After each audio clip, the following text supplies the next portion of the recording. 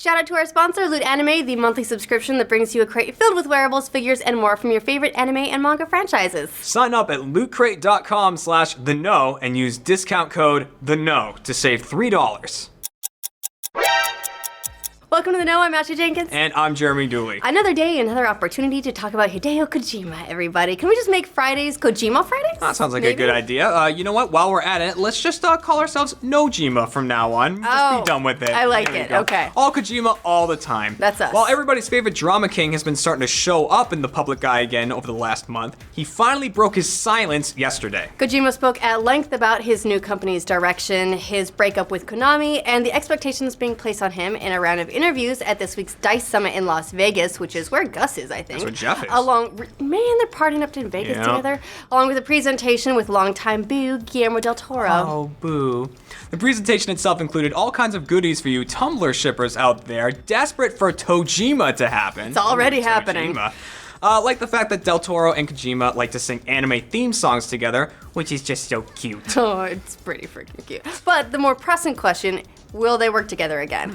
After some joking around about Del Toro's now troubled history with gaming, remember THQ canceled his game Insane, and then there was the whole Kojima-Konami fiasco, Del Toro proclaimed, I'll do whatever the fuck he wants. Whatever he wants? Even hot wax? Ow! Kojima echoed the sentiment. Hopefully not about hot wax. No, hot wax wasn't in there. In an interview he did with Polygon yesterday, stating that he, along with partner Del Toro and Norman Reedus, still want to work together, and that he'd like to do something with them before he dies. Wow, bro, that got dark quick, Kojima. Bucket list. But since we're moving on to the more serious stuff, there's one really telling statement that came out of the interviews that Kojima conducted yesterday. Speaking with GameSpot about his partnership with Sony, Kojima shed a little bit of light on their relationship and what he plans to do next. According to him, his partnership with Sony comes with no strings attached. Oh, it's an open relationship. Exactly. He's basically free to do whatever he wants. That what he's saying. Sounds good, right? He goes on to talk about the expectations after Metal Gear Solid 5. Namely, how do you go beyond a game that just received perfect scores? You can't do something small right after that, especially once you've entered into an agreement with someone like Sony. It's got to be big. And since this is the first game with Sony, there's definitely pressure for it to be a financial success for them. Speaking about that pressure, Kojima said, I have the feeling that I can't fail. I can't disappoint. Is this just Kojima existentializing his situation in the only way he can, before talking about Patriots, clones, mother bases, and bikini-clad photosynthesis? Or is this actually a glimpse into what it means to sign a deal with a first-party publisher like Sony? Probably a little bit of both. We're not saying that because Sony is some awful corporation, although they did try to trademark Let's Plays. Come on, guys. Personally offensive. Come on. But more because it's the reality of the video game business. Even though Kojima is technically working for himself now, he's still beholden to somebody else's funding. And in this case, that's Sony. And the money probably comes with a few strings. So much for that open relationship. And more than a few sales expectations too, especially if they're not interfering at all like he claims. He said part of his condition for working with anybody was that there would be no interference. It's very rare that you write someone an enormous blank check with no idea what you're getting in return. Seems a little risky. But from the sound of it, Sony wanted an edgy big game with a big story and branching elements, which Kojima says he's not sure is even possible, especially given the size of their small staff. Well, just do what the Star Citizen guys do and hire everybody. Oh, don't do what they do. So, well, don't take it. Well, it's Kojima, so we will take $1 billion. Yeah. If you're Sony and you're asking for that kind of game and handing over that kind of money, you probably have some expectations for the game's performance, and if you get burned, you may not give it a second chance, hence Kojima feeling like he can't fail. One bad game could be it for his company, especially if it's the first game. Yeah, tell me about it. And we've seen this play out a number of times with publishers like Sony taking a chance on new IPs for big console exclusives. Heck, it happened to Sony very recently with the Order 1886. Yes, they ended their relationship with developer Ready at Dawn just a month after the order hit store shelves, followed soon thereafter by trash bans. That game sold pretty poorly. It's only moved 1.6 million units to date and was received poorly by gaming press as well, being panned in a number of reviews. The thing is, 1.6 million isn't a terrible number.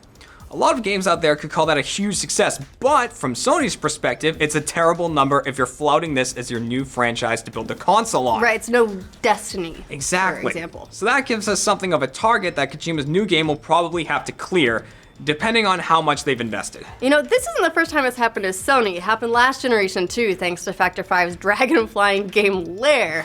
If you don't remember that game, and I wouldn't blame you if you didn't, it's probably because you've blocked it from your memory due to its really awful control scheme, which relied solely on the 6-axis motion controllers. That game's commercial failure basically killed Factor 5, but not before the company's director blamed the PS3's hardware, video game reviewers, and maybe even ghosts. It's actual ghosts. Real ghosts for all its shortcomings. And it's not just Sony either. Microsoft has done this before as well. I mean, who could forget Two Human, the Silicon Knights action RPG about Norse mythology that was in development hell for like 10 years and probably should have stayed that way for another 10 or forever. Ooh, burn.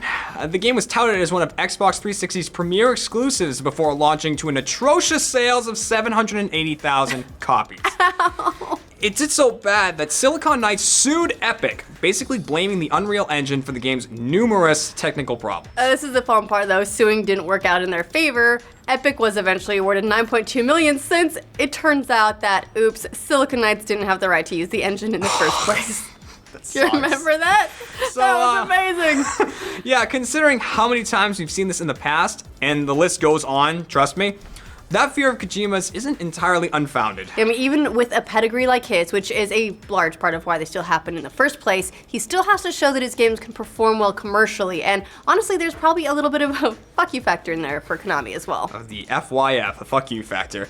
Kojima didn't say much about Konami in his round of interviews, but he did say that they basically stopped him from climbing Mount Everest when they canceled Silent Hills. Fortunately for Kojima, there does seem to be a great deal of trust between him and Sony, but in business, trust will only go so far. You've got to make somebody some money if you want to keep making games. And again, fortunately for Kojima, his track record shows that he knows what makes games fun, yes, but Bikinis. also, bikinis do really well, but he also knows what sells, bikinis. It's highly unlikely that even if he does tackle something edgy, like he's saying he will, that he'd do something that might be too big of a risk. There's no such thing as too big of a risk for Kojima. Never. But most importantly, he says that none of that is going to deter him from making his type of game. We can only hope. What do you guys think of Kojima's statement that he can't fail with his next game? What kind of project are you hoping for? And did anybody actually play Lair? The answer is no. No about Lair. Yes, Got it. everything else. For future Nojima updates and more messy second-party breakups, remember to like this video and subscribe to the Nojima.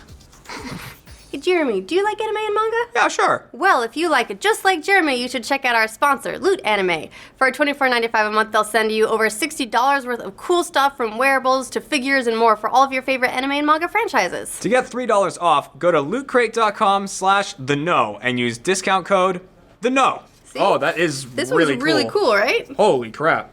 I would be afraid to use it, but I like it. No, I don't like it. If you don't remember that game, and I wouldn't be surprised, is someone actually drilling shit while we're recording? What do you want? You motherfuckers! Got some rivets.